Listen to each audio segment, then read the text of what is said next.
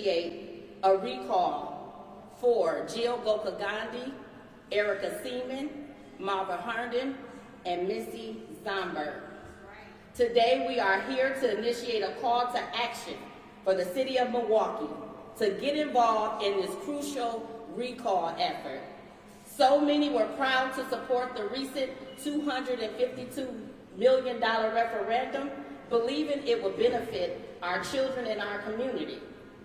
We trusted that our hard-earned tax-paying dollars would be used responsibly to improve the outcomes of student achievement and increase the opportunities for our children to engage in more arts, physical education, and more importantly, reading and mathematics. But to learn weeks after the referendum passed that Milwaukee Public Schools affairs were not in order, cuts were made, and the district knew about the condition of our district were miserably poor. They knew about it ahead of time. Financial reports were missing, information was falsified, the superintendent received a raise after raise, and the board made 2 attempts to give themselves raises, with all of this essential information being hidden from the public. Was the ultimate betrayal and manipulation. The truth is that our political leaders knew about the malfeasance, the unethical, and the illegal actions committed by the district. The records and YouTube meetings show that. To hear a board member ask a reporter if the conversation was off record and then lie to the media and the citizens of Milwaukee was disgraceful. Who holds the board accountable? It's not enough for the superintendent to resign. This board and administration work to hide the truth from the public, to push a false narrative about the need for more funding. They asked us to dig deeper into our pockets for a school district and a board of elected leaders that have been irresponsibly managing our funding.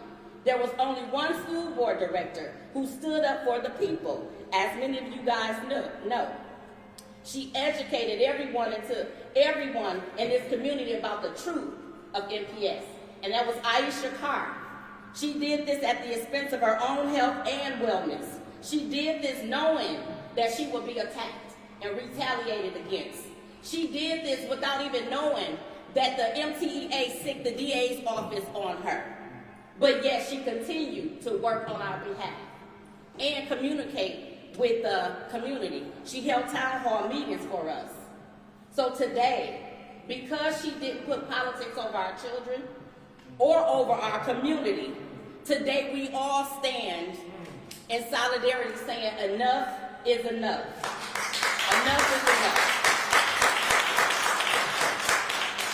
Many of us missed the opportunity to fight for Aisha when she told us the truth about what was going on in this district, when she blew the whistle. So we are now sending a message loud and clear saying, we see now the news. We are learning about the depths of challenges, and we are now standing in solidarity on your behalf and preparing to see this fight through. This fight is not just about mismanagement of funds or the withholding of special education aid. This fight is a big fight. This is a big fight that is long overdue.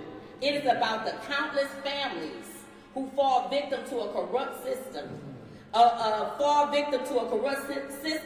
centered on greed and capitalism. Not on the children and families it's supposed to serve. Our property taxes are rising, rent is increasing, children are failing, teachers are suffering, and we are left to bear the burden of it all. Our fight is beyond words. It's now time for action. We demand accountability, transparency, and justice. It is time for us to take back control of our schools and ensure that our children receive the quality education they deserve. We call on every resident of Milwaukee and surrounding areas, if possible, to join us in this recall effort. Together we can make a difference. Together we can stand up to corruption and demand the change that our community needs. Thank you for being here today. Thank you for your support and thank you for standing up for what is right. Let us move forward with strength, unity, and determination. We will not be silenced, and we will not be stopped. This is not about privatizing anything. We are all for Milwaukee Public Schools, but we are all for a better Milwaukee Public Schools. A lot of people are echoing they are MPS proud, but how can you be MPS proud when you have schools on the north side that are bleeding? You cannot be proud when half of your body is bleeding. So we ask all of you guys to join with our effort in recalling board members that I listed before, and to ensure that we have a better and thriving Milwaukee Public School. Thank you all, and God bless you all. Can you say the board members you are hoping to recall and tell us why specifically them? Well, for one, we're recalling every board member that I just listed because of their participation in the malfeasance that took place. Can you say their names again for us? Yes, I'm going to say the names. So it's Jill Gokagandhi, Erica Seaman, Marva Herndon, and Missy Zomber. And why them? Because we feel like they were the ones who, over the years, played a huge role in deception and not being transparent with the community. They intentionally did things that they should not have done to harm the community and other people other leaders in the community and our students as a whole. And again, we got to think about it. We have to think about it. The board had a responsibility. You know, it's not by accident that we are listed the most felon district in the nation. Why wasn't they concerned about that? Now, everybody wants this budget to be passed. But my question is, why don't you care about the lack that's going on the north side of the schools? Why aren't you caring enough about all of the deception that's taking place? You can't say that you're MPS proud or Milwaukee proud when you don't care about the whole Milwaukee. That's a problem. So a lot of people are probably watching this, fired up with you. How does this process work? What is the next step for you? The next step for us is we filed the paper. We already filed the paperwork. So the next step is getting the community, rallying the community and surrounding community to sign the petitions. So you guys have already filed the paperwork? Yes, we did. And will you guys be door knocking? What will you be doing to get the signatures you want? Hitting the paper. We'll be doing everything. Okay. All of it. And then, Dr. Johnson, I have a question. There is an open seat on the school board. Why won't any of you run for it? I nominate Liz Brown. We need to clean. Are you guys planning on having one of you? We're going to clean house, and we're talking. That's a conversation that needs to happen. But whoever gets in these seats, we want to make sure that they have our community and our children's best interests at heart. So you guys have already talked about potentially. Okay. Yeah, so we discussed it, but we want to make sure that we have people that are not willing to be paid to deceive the community anymore. We want honest people, people with integrity, people that are not afraid of the community. Jill Gokagandhi, I would say this, she is afraid of our community. She wouldn't even allow us to speak at meetings. She sicked the police on people that were speaking. So if you're doing this to the parents, taxpayers, I can just imagine why you allow what you allowed with our students at the Milwaukee Public Schools. So you have to care about our children. And you know, a lot of people is making this personal, like individually personal. But for me and for us, it's about our children. It's about our children. They are felon. If one is felon, then we're all felon. Can you tell us how this... Yes, we need a competent board that's not afraid to fight up against the system. There are a lot of steps ahead. Obviously, it's going to take some time. But if this effort is successful and there is a recall, do you have candidates lined up? These are a lot of seats here. We're in the process of working those things out. Yeah.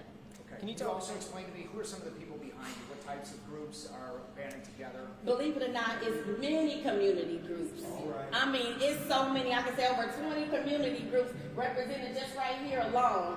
And that's the blessing of this recall. It was everybody that had an individual voice. We have been fighting for the same issue years after years after years, but we collectively came together. and now we're doing the work together. That makes more sense. So grassroots community members, you know, people that were, you know, we had people that were elected to fight on our behalf, but because they didn't, we have to do it. So here we are, and I'm gonna let the next come up to speak next. Dr. Johnson, T-A-M-I-K-A. Yes, I'm sorry. All right, there were some other people that came in. If y'all want to come join us up here, standing strong.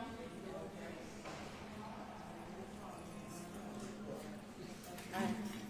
I'm going to start by saying, in response to the questions about committees and organizations, I'm going to open it up with a great ancestor. Ella Baker said, strong people don't need strong leaders.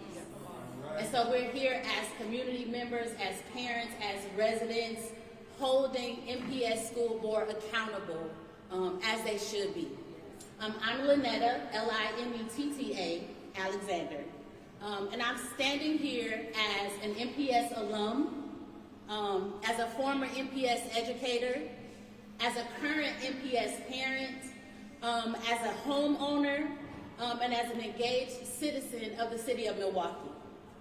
I stand with the residents and parents of Milwaukee for two reasons, primarily to enact a recall effort to unseat these MPS school board members who are derelict in their duties. And we also want people to stand with us on tomorrow to say no to the approval of the budget. Yes.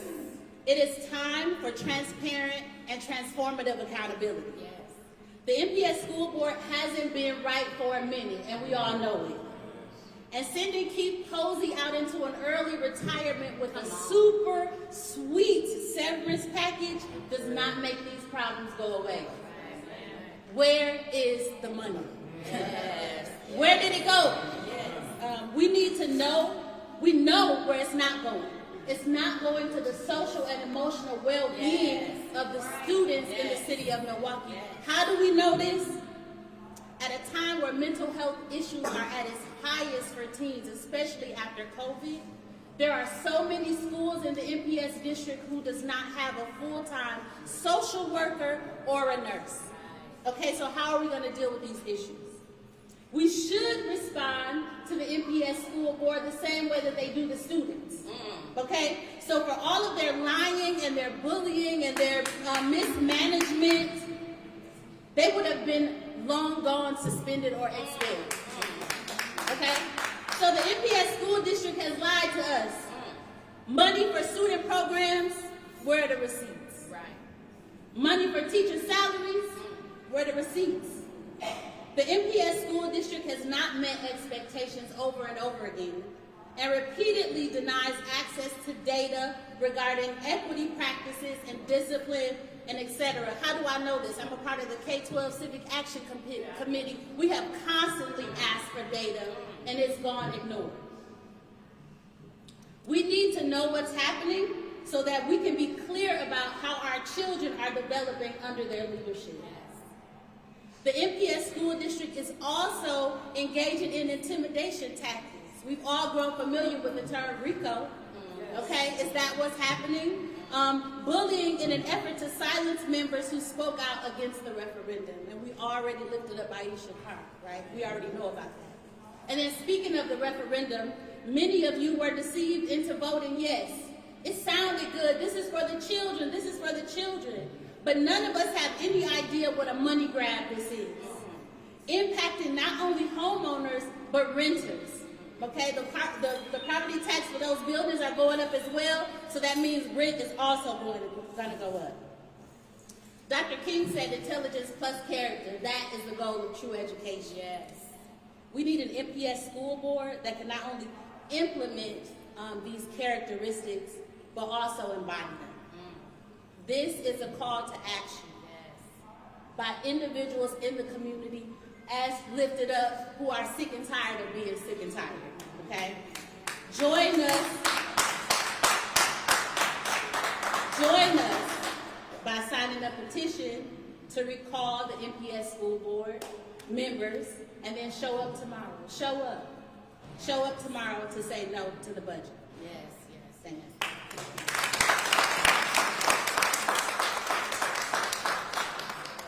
Hello, I'm Elizabeth Brown, that's Elizabeth, and I'm an advocate for the community, also a graduate of MPS, also a homeowner in this community. Also, I represent all children because I stand up for all children. And when I say I voted no for the referendum for many reasons. Because again, to continue to pour water into a bucket with a hole in it made no sense to me.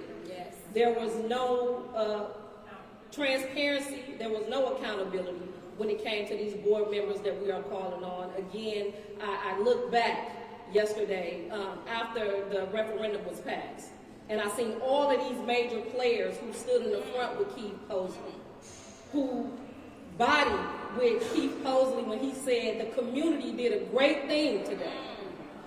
I'm so proud of the community because they showed up and they showed out because they believe in these kids. They knew what the kids needed. And every person, and I encourage everybody to go back and look at the celebratory references and all of the individuals that stood there and said that we've done such a great job, and these are the same individuals that tried to stop us from speaking against what it is that we knew beforehand, which is the grief, the malfeasance, the incompetence of these individuals. To watch the mayor yesterday saying we need more civic engagement was a slap in the community's face. Because the same time you saying we need more community engagement, when the community shows up, you try to lock us out. These board members that we're talking about, even when they disrespected the media and said that y'all would be able to answer ask two questions, and they refused to give y'all answers, knowing that that information is our business. It's my dollar. It's your dollar. We're paying, and we're not receiving anything. All of this time, they knew. That's embezzlement to me. You stood in front of that camera and you pleaded, vote yes for this referendum for MPS for our children, and you knew the paperwork wasn't right. You coerced a community that's already in need. Right now, we should all be MPS shamed, SDC shamed, so-called leadership shame. Because when you can have a mayor that stands 10 toes down on the size of Hines, who he knows is incompetent. When you have a mayor who will put Ashanti Hamilton in a seat that's supposed to be about wellness and safety, and he has a history of abusing his own children. When we talk about leadership, these are the real leaders. This is our time. Not only is this board has failed, the mayor has failed, we're still going over the cliff, whether you want to believe it or not. Because in November, they was talking about bringing another referendum for MPS after we passed one in 2020. So again, we have no answers as the people. But today we stand here in solidarity, and we're going to put our boots on the ground to remove these individuals, because no more games. Just the beginning. The games is over. Right now, the people, we are the people, we have the power, it's our time, and we're about to clean house. Thank you. Elizabeth, I have a question for you. Somebody said your name when I asked if one of you guys would be running for school board. Is that your plan? That's what they said. I haven't had that conversation, but for my children, for our children, I will do anything and everything that I need to, because one thing for sure and two for certain, I'm going to call out the dirt.